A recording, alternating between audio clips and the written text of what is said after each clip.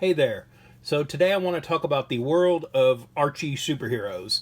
So I'm not talking about Pure Heart, I'm talking about the actual dedicated superhero line that Archie Comics has produced since the Golden Age. These characters actually predate Archie Andrews.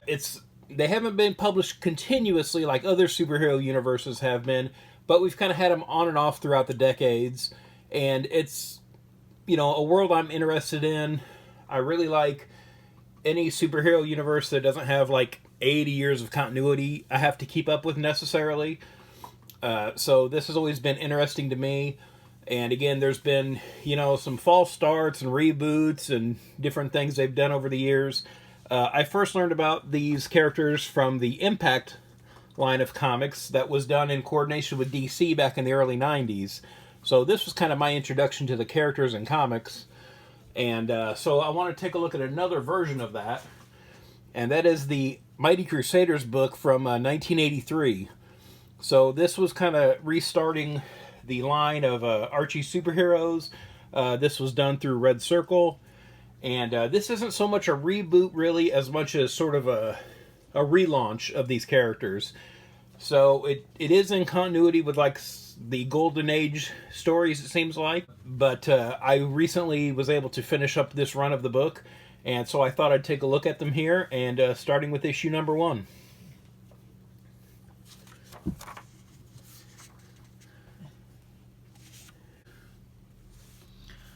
So here on the inside front cover, we've got this sort of letter to the readers, kind of telling them what's going on and talking about reviving the, MLJ superheroes, because the company wasn't even Archie back then when they started this, because Archie hadn't been created yet.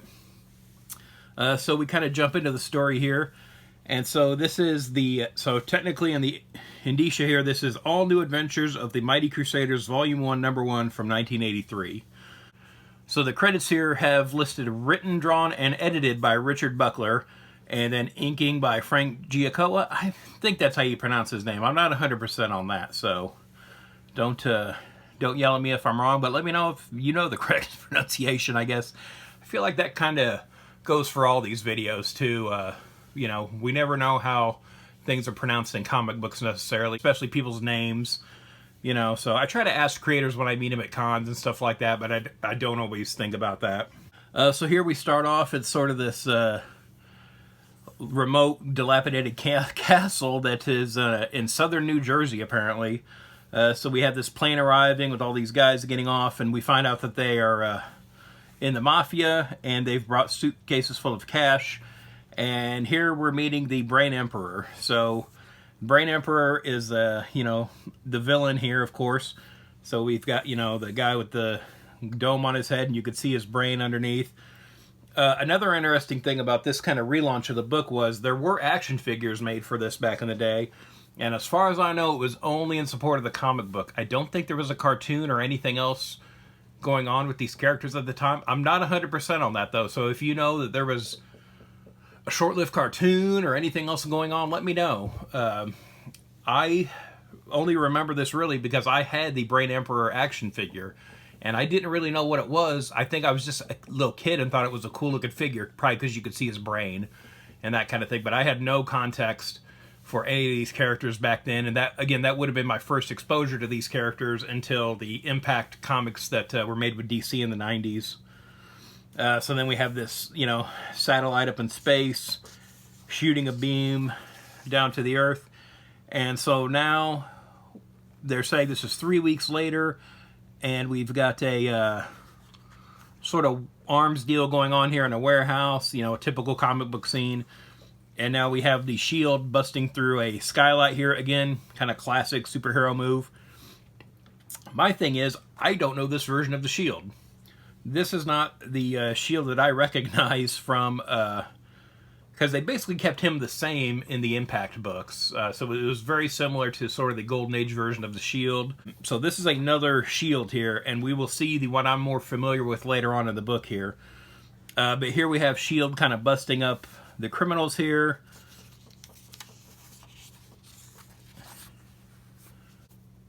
And we have them, this gangster here shooting shield with, not a bullet, but with some sort of ray gun. And it says, you know, he's saying here it has some kind of bionic energy that's weakening him. So oddly enough, the criminal kind of teleports away here at the end. So again, obviously something going on here, not just a regular gun deal going on here. But then we have the Fly showing up here. So again, another kind of golden age MLJ superhero. And then we have Fly Girl and Jaguar, again, other characters.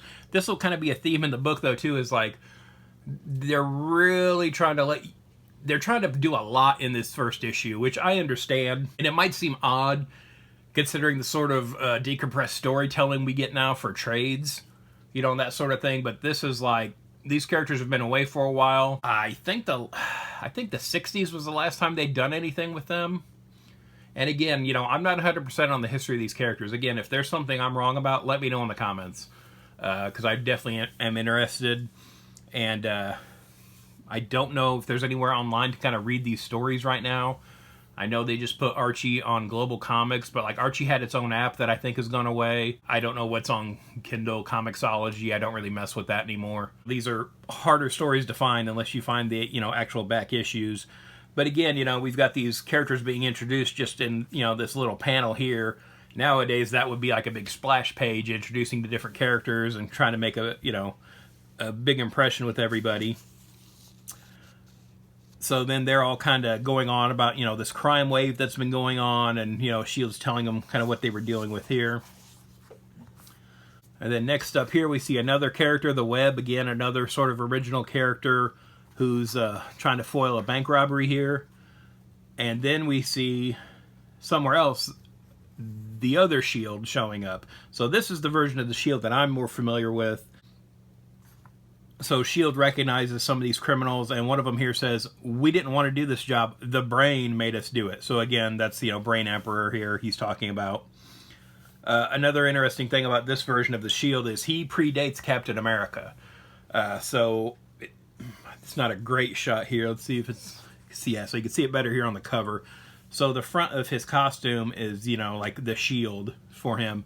And it is very similar to Captain America's original S.H.I.E.L.D. So MLJ actually sued Marvel over that back in the day. Well, it wasn't Marvel back then. But that's why Captain America changed from the more sort of triangular S.H.I.E.L.D. that's more associated with his golden age now to the circular one that's, you know, kind of become the standard for him. Then we see, you know, the criminals being thrown out a window here as some police pull up. And then, you know, the police are telling them, like, hey, this is excessive force you're using on these guys, and, you know, you're kind of violating their civil rights.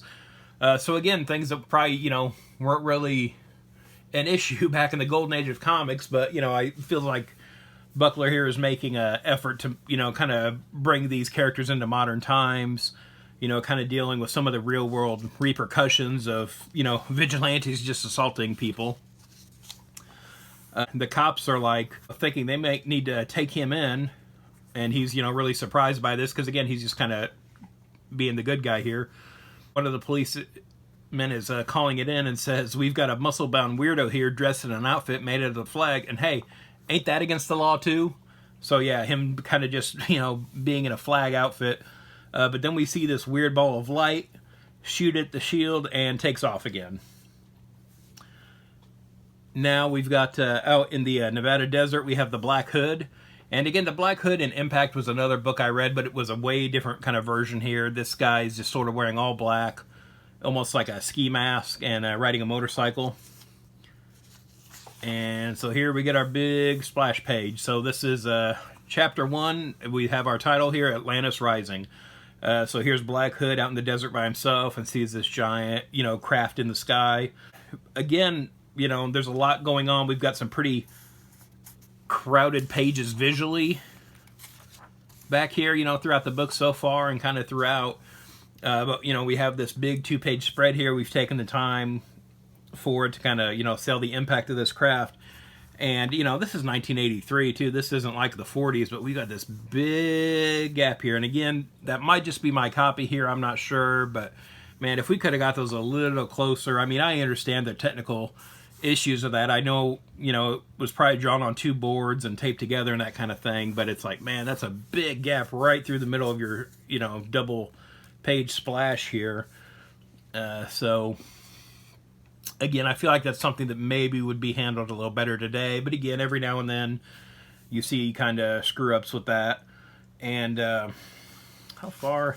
I mean, again, we're pretty far into the book at this point, like, not to skip ahead here, but yeah, we're still a few pages from the centerfold, I guess, too, because I almost feel like you could maybe push that back a little bit if you knew ahead of time you're going to have that much trouble with that, but here we are. So then we see something shoot out of the ship, this other sort of fireball kind of thing that hits Black Hood right in front of him, kind of knocks him out, and then we have his bike on fire here. So here on the next page, we've got the Jaguar dealing with something, you know, going on with some escaped animals at a zoo. And then we have this guy here. So this is Eterno. So here's another villain we're being introduced to here. I feel like he is an older character too. I'm not familiar with him, but just kind of the impression I get from reading this is he is like an older character that they're bringing back here. And so then we cut back to some different gangsters, and we're kind of figuring out more of the plan. So it seems like everybody here is kind of working for Eterno, including the Brain Emperor, which I thought was surprising because, again, you know, just from like the toy line back in the day, I want to say Brain Emperor was the only villain. I definitely know Eterno was not. I don't remember him at all. But then we see like Eterno was kind of growing these people in here too. We're getting a little bit more about like what his scheme is here. And he does talk about like raising Atlantis. So there's something going on with that. Then we have this boat out at sea, and we see the web again. So him and his friend are out here on the ocean trying to find the source of some radio signals. And they found, you know, an underwater metropolis. So again, I'm pretty sure this is like Eterno's base they found. So now we're at this headquarters where all the heroes are kind of coming together a meeting, and then we're introduced to the Comet, and then it turns out the Comet grabbed up S.H.I.E.L.D. and Black Hood and brought them here, so he was the sort of ball of light that we saw flying around. So here we've got the 2 shields kind of going back and forth. Again, the Golden Age shield is, you know, seems to be the elder here, but, you know, they know each other, but again, I don't really know what the relationship is at this point in the book. And we're getting, you know, a little bit of bickering here from the team. Again, something that, you know, Marvel really pushed. And so it seems like they're kind of adopting that here for this book. And Jaguar here, too, says that the Crusaders defeated Eterno years ago. So, you know, he obviously is an older villain that they've brought back here. But he's, you know, somehow he has returned. So then we cut back to the Web and his friend here. And this little machine flies up from the sea, some kind of probe with a camera, and then we start to see this dome come out of the ocean here, and it's these giant kind of robots with, you know, glass domes on their heads, sort of like Brain Emperor, and there's, you know, guys inside controlling them, so it's sort of like these big robots. And so now the Crusaders show up, and we get the big fight scene. We got Jaguar just smashing right through the dome here. So yeah, and the robots are announcing that they're violating the sovereign territory of Eterno. And, you know, Jaguar says they've heard that the first time. It's interesting, too, like, you know, we do see Jaguar kind of going, you know, kind of keeping up with the other heroes here. I wouldn't necessarily think he'd be a guy powerful enough to kind of be punching giant robots in the face, but there we go.